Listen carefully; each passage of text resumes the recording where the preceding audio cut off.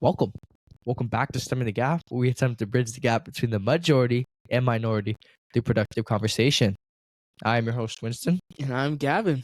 So, we're back. We just had Gavin at least had his interview with Awad. Yep. So enlighten us. How about that? It was really good. I think it was episode 6, right? Yep. That you guys should check out. This is obviously going to be episode 7 by episode 6. It was I really enjoyed the conversation with him. He's a great dude. A lot of really insightful things I learned, and I'm sure when you guys watch, we'll learn. It was really enlightening experience. I really enjoyed talking with him. Came from Sudan, made his life here. He's really a big trailblazer in the transportation industries. Any of you interested in transportation or anything like that, be sure to check him out. Check out our episode. It's a really enjoyable episode. But I personally think it's our best. It's better than the one I had with your dad. Yeah, I mean, you watched it? You thought, yeah, I mean, obviously the one you had, obviously a lot of our guest episodes are really good because the people we have on it. Yeah, exactly. You should watch both of them. Episode 2 is the one where he interviewed my dad, and then episode 6 is the one where I interviewed Dr. Awad Abdulhalim. But be sure to check those out, guys.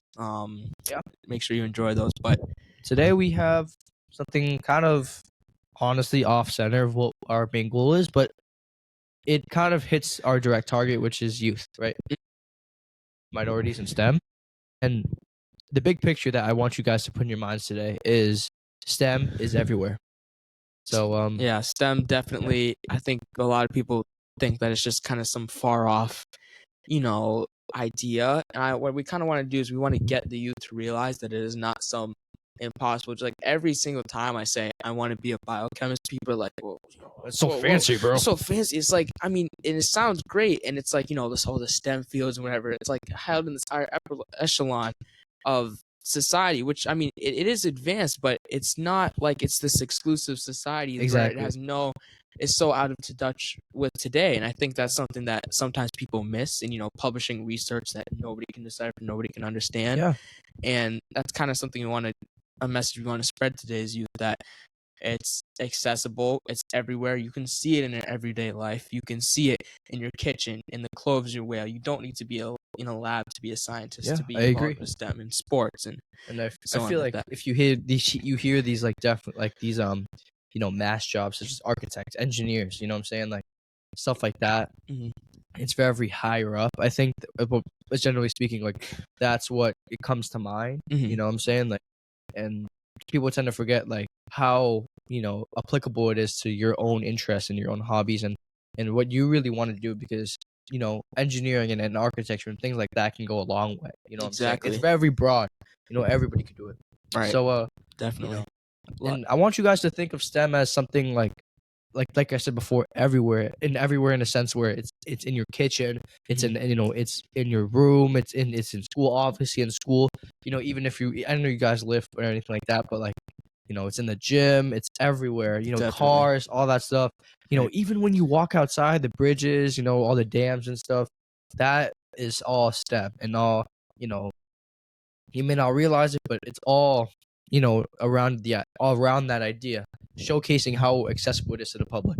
Right. So 100%. And I think kind of what I want to do is talk a little bit about, for each of us before we jump into things. Yeah. A quick story about how we discovered STEM kind of in a place that we didn't expect. Just quick little anecdote. I don't know if you want to go first, but I think I've said this story once or twice or before, but I remember I got into STEM was the idea camp, or like not really an idea camp, but like sort of a workshop where I don't know if you guys have done this, but like it's like a team building activity where you create something out of Lego and like you guys have different roles and all that stuff. But I did this around maybe 5th or 6th grade.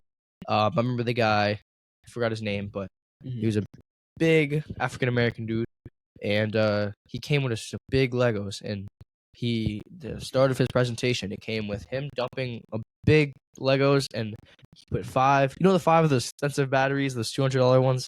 You connect them. No. But if you use Lego, like I'm a Lego guy myself, and I see all this Lego Technic stuff and how it moves and like anything is super fantastic. It's like pretty expensive stuff. And it has like batteries. Yeah, I know what you're talking about, batteries and Legos. Yeah. Okay, and it's connected by like the 4-piece, and it's like not important, right? Yeah. So he threw 5 of his batteries on the ground. He was like, Mhm. "Who's ready to build?" Everybody rose their hand, right? Hey, Right. let's Lego. Yeah. But he separated us to groups, and he like gave us these roles and how we worked as a team. And the whole idea of the project was like, there's a builder, there's a communicator, and there's a timekeeper. Right. Where the builder couldn't talk; it could only give instructions from the guy who really just saw the model. Mhm. And that sense of communication was like really the point of like, wow, I'm really good at leadership. I'm really good at communicating my skills and using my skills to my advantage, right? Right. And I was really fond of it, especially being, even if I was the timekeeper, the timekeeper didn't really do much, kind of just the overseer of things. Yeah. But I really enjoyed it. I thought, building my own stuff was really creative. We had like a thing at the end where we built, like a bridge Mhm. to withstand like the weight of like, like I think it was like some big like object. Yeah. And I didn't really win that one. I got third. I'll remember. I'll never forget it. Yeah. But yeah, I thought it was super interesting, and I was like, "Is there any possible way I can do this in the future? Or, like, is there any more programs I would love to? I would love to go to those." Mhm. I remember a conversation I had with him. He was like, "You do realize that this is a part that could be a career, right?" I was like, Right. "No way! Yeah. I get paid to build Lego." Obviously, that's not true, right? Right. It's very correlated. Exactly. Yeah. With like stuff like that's really how I really found architecture. Not really architecture, but engineering and creating what I really like wanted. You know what I mean? Mhm. So yeah, that's kind of what I want. And also, I had a big like thing for making something that could help people. Mhm.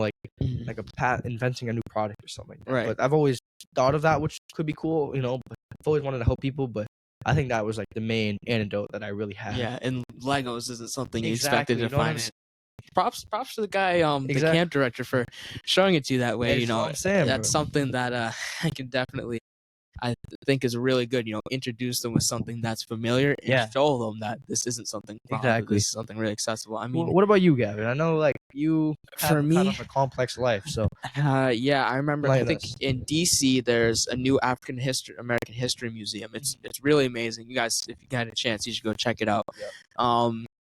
And I remember, obviously, it's African American history, Yeah. not science. Might be a little section on, first black woman to space, Yeah. Mae Jemison. And it's like, okay, cool, but there's not anything, major about science. Exactly. I remember there was a section, I think it was called Afrofuturism. It was Wow. really, really cool, and it was all dedicated to kind of black African Americans in STEM and the innovations they're making in science, and it talked about movies as well, because that's very correlated to STEM and production and all those sorts of things. And I remember looking at it and thinking, like, I just never expected to see this sort of thing. I just found a lot of inspiring figures as well, learned a lot about them. Wow.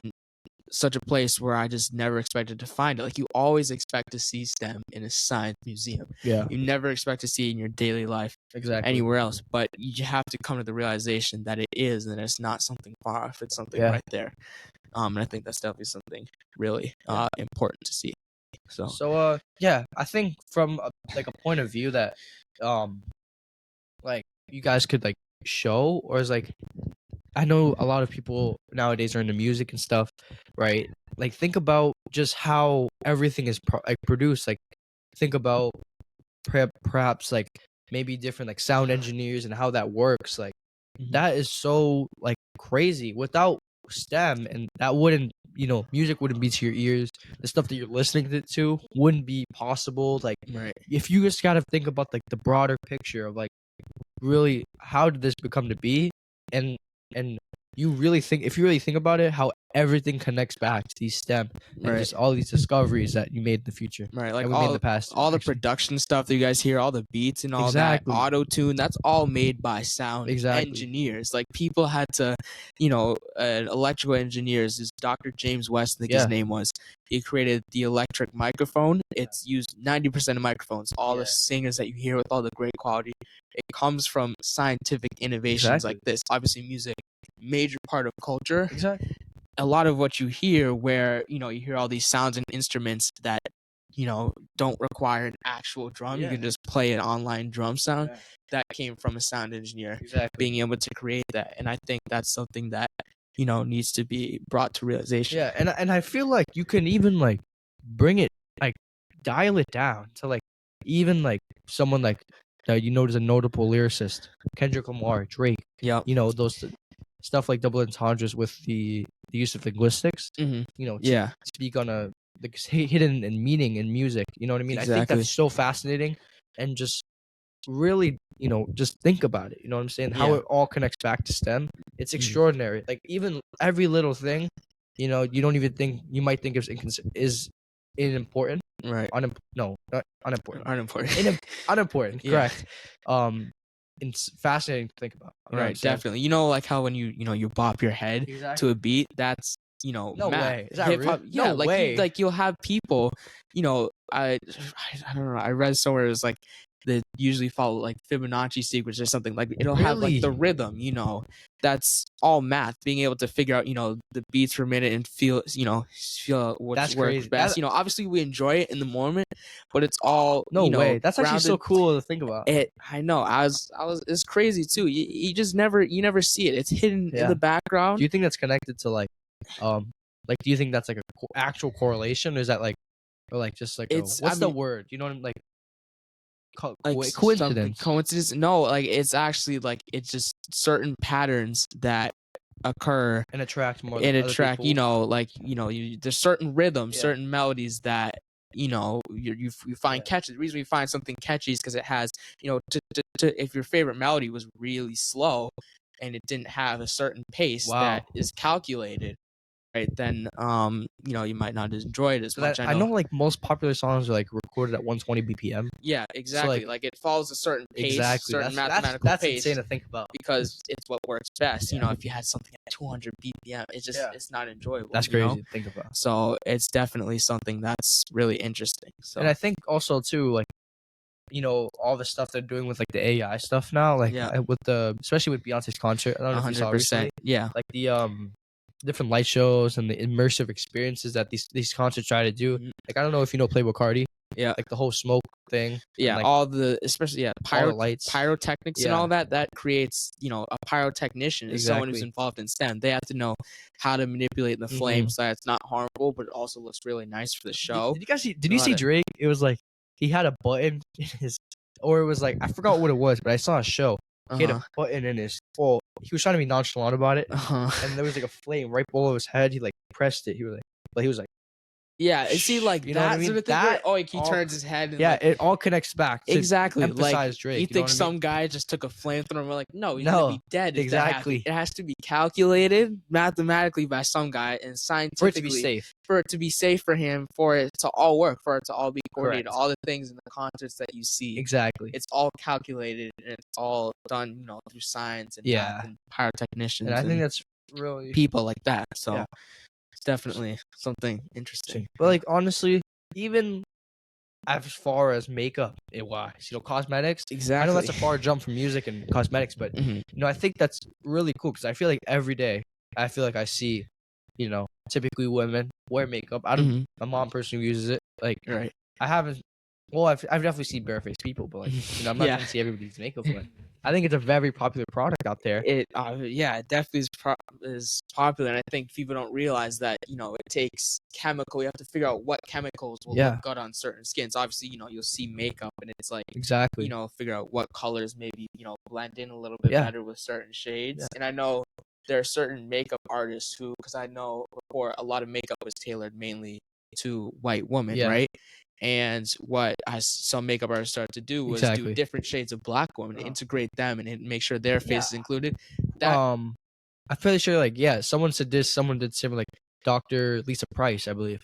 Was it? Yeah. I think created like the whole line of hair products for different hair, for different hair types and stuff. Made it all accessible to different minorities and stuff, which also makes everything all inclusive. And all that, is really ingrained in chemistry to see, because you can't just be like, I think this product will work with this hair. You have to do tests. You have to see what chemicals. Because everybody would get reactions. Exactly, like you have to make those calculations. It has to. A lot of things are like makeup and cosmetics that you normally never think of Yeah. are done in a lab. Yeah, exactly. So that's definitely something that, yeah. Going along with this self-care type, deal, you also think about like, clothing wise, that whole fashion tech thing. Like, I feel like stuff like, obviously I think is most of fashion correct right now, correct me if I'm wrong, is very innovative and like art wise, Yeah. it's more like design-ish.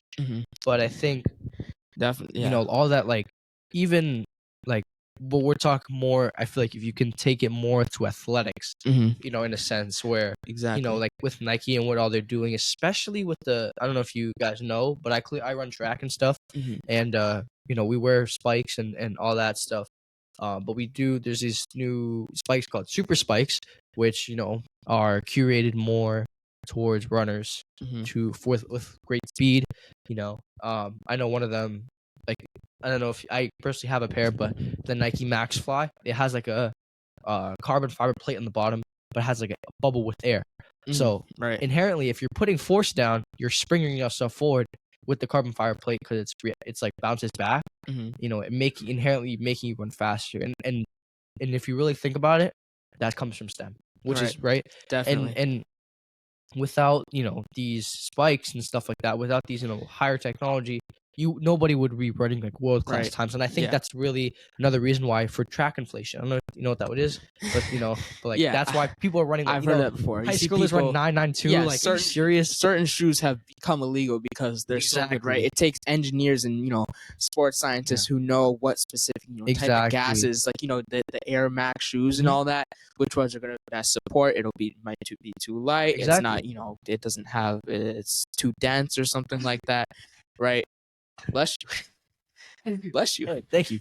All that takes, a lot of calculation to figure out, obviously, the jackets that you wear to figure out if it'll keep you warm or not, right? That's like, certain technologies that go into it. Sorry to interrupt, but like I know Arc'teryx is doing a great job with that. Right. The whole Gore-Tex, Exactly, material and stuff, all that stuff, waterproof and all that, just to make it more functional as well as fashionable. Right. Which I think is really cool. Definitely, that's something interesting. Kind of transitioning with what you're saying. Yeah, sports science is definitely use of AI as well. Exactly, that's pretty big now.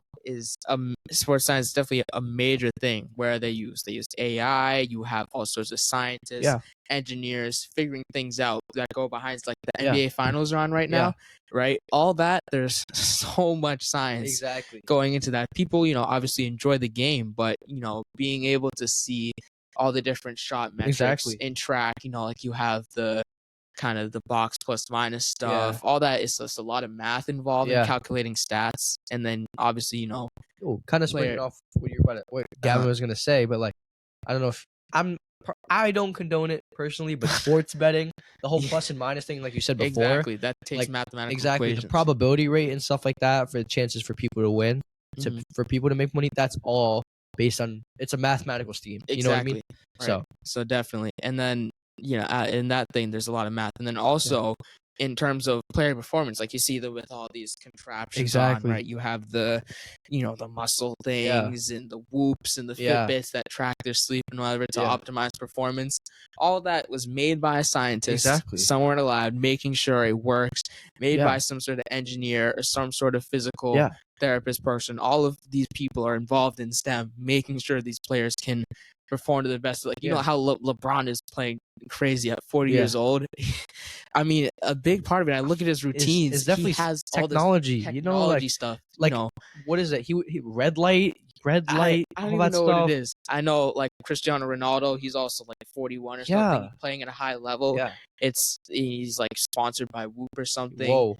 Yeah, all these crazy things. It's like it's keeping them, at the top of the game and being able to, perform those things. So it's definitely really interesting. And also, like, the use of AI as well, like to generate like these these kind of like videos, or like not necessarily videos, but like demonstrations of like, I've seen one of like Stephen Curry's jump shot, and like I know that can help. And I think a video with Noah Lyles.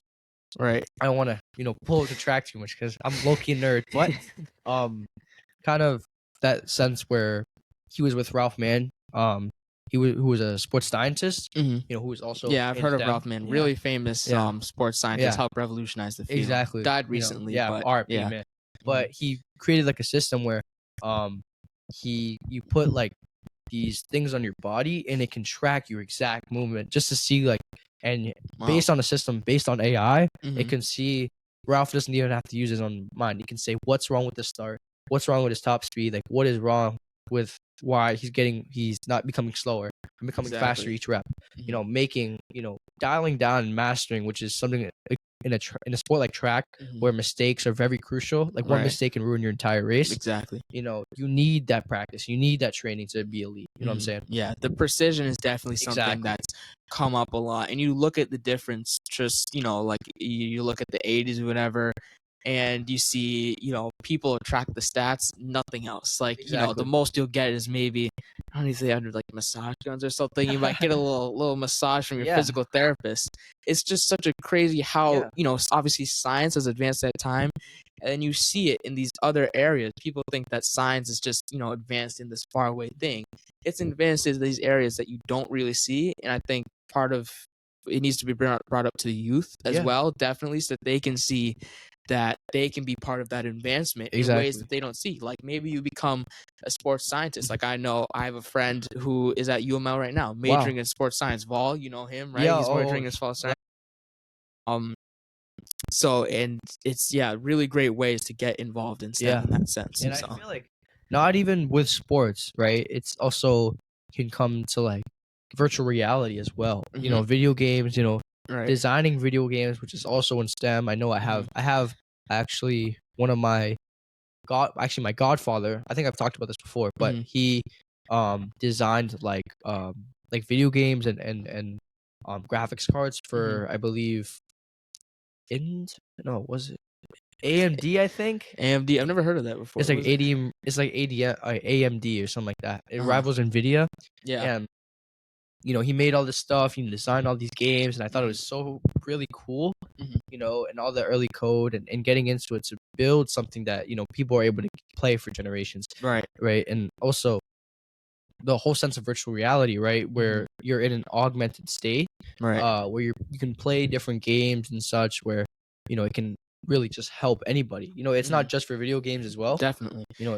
I see virtual reality I think being used. I remember at the MIT museum there's this one presentation where they talked about how, and I volunteer at the MIT museum, we run events there, but the virtual reality thing, they used it to model how like a certain robot would be able to interpret, because it was using robots in elder care homes. And so it was able to kind of model those things. And obviously people have VR headsets and there's a lot of technology behind it, but you don't really think of that. You think it's just a cool game or whatever. But becoming a game developer, it involves a lot of physics, to be able to figure out how to be able to model how the real world works. Otherwise you'd have people just kind of floating away. Making like the game realistic. Exactly. I don't know if you know, but like, have you seen like the FIFA trailer for like the new FIFA 2026, right? Yeah. Or not FIFA anymore, but FC Mole or FC 26. Yeah, exactly. Yeah. And then like how, I don't know if you can see, but in the trailer he kicks the ball, and if they put it in slow-mo with how the ball ripples and stuff, like really capturing those physics and the physics engines that is used in today's life to make it really that much more realistic.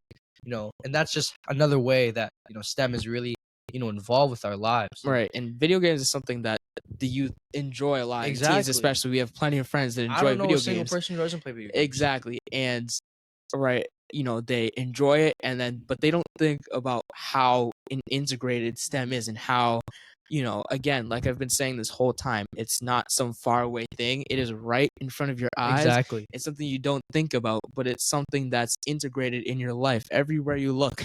Like, this is STEM. Yeah. And I think that's one of our key takeaways. Yeah. STEM is really is everywhere. You know what I mean? You may not realize it, but everywhere you look, it's somewhere. Whether it's design, whether it's different physics or something, or whether it's very apparent to you, it really is everywhere. And the stuff that we're recording on, my computer, for example. Yep. This microphone, these headphones, our vodcaster too, all this man. Stuff. It came from some sound engineer being able to create this sort of thing. you and us can be involved with this, it really would help. I feel like we're in a state where I'm not gonna say I feel like AI is really gonna overtake our jobs at one point. It's already threatening certain Exactly. jobs. And that's why I feel like STEM is one of the, um majors that are career clusters that is considered like under threat due to the fact that we don't have that much people under STEM or in STEM Right. necessarily. There are certain, there are obviously certain jobs that, like, I know, like there's certain jobs that are constantly being usurped every day by AI having certain capabilities. Exactly. Like it's really amazing stuff how you can just type something in, boom, comes out instantly with your answer. And STEM, and you gotta think about it, STEM is so broad. You know what I mean? Science, technology, engineering, and math. Like that is so broad. Yet there's such a small amount of people who's actually doing it. And that's why I think that's an issue. And that's why we're doing this podcast, right? And just to enlighten these youth and inspire people so that, we want more people. Not only do we want to bridge that gap between the majority and minority, as we say in our intro in every single video, but we want, this kind of outreach so that people would know that about STEM, because we take pride in what we do and STEM as a whole. We would love, to wake up the next morning and be engineers and be in biochemists and stuff like that. Right. But it takes hard work and dedication. Yeah. And part of the issue is, and this is something that I kind of the last thing I want to say, but part of it is that there's such a high concentration of one group, and that is the white male. They make up so much of the STEM field. And part of that, and what I've noticed, is that obviously there's certain things like, the barriers and access to resources, but there's also seemingly a lack of interest from minorities, especially in these things. And I think exposure to certain camps, like, what you had said in your idea camps, where it's shown to you in a way that you don't expect in your Legos, and you see it and you realize this is something I can do. This is a possibility. And you don't have that, dream crush, and you think, because a lot of them, will go on a path where maybe I want to be a carpenter. Nothing against carpenters. Carpenters are a great career, but it's just not something that's very considered in, Black communities and Hispanic communities and things like that. I feel like every single person that I know that it was in STEM, whether it was my godfather, whether it was, people that I knew, they all had an antidote that came to them that they didn't know. You know what I mean? Right. Like they didn't know it was coming to them. So that's kind of like, you guys gotta stay on the watch, man. So that's kind of really what I wanted to wrap up with. Yeah, definitely. Just kind of looping to this all together. The fact that we've been able to show STEM is so integrated in today's society can show today's youth it's not some far off and impossible dream. Often, as I previously stated, minorities often see it as that. And we kind of want to bring awareness to this misconception that, it's achievable, it's there, it's something that you can get involved in. That's part of this podcast, bring outreach to that and bring awareness to that kind of idea. Yeah, so. I definitely agree. I mean, there's not that much I could really add, but, there's obviously going to be that secret antidote and that you don't really know about that it's going to hit. Definitely. And, STEM's everywhere. Right. We don't want to bring that, misconception that STEM is some higher up thing. Right. It really is everywhere around you. Definitely. It's achievable. Right. Just gotta work hard. Stay on top of your education. And that is that. Yeah. Well, thank you all for tuning in. Yeah. Make sure you watch episode today, but it's generated full with knowledge, and I want to enlighten you guys about STEM. Make sure you like, subscribe. We're gonna be posting clips of us on Instagram. Be sure to check that out. Share this with a friend who you know would like to see this. Exactly. Thank you all for watching. STEM in the Gap. Signing off. That was smooth. Here it goes. Easy. All right, how many we got? 34. That was probably like 30, and then maybe I can cut out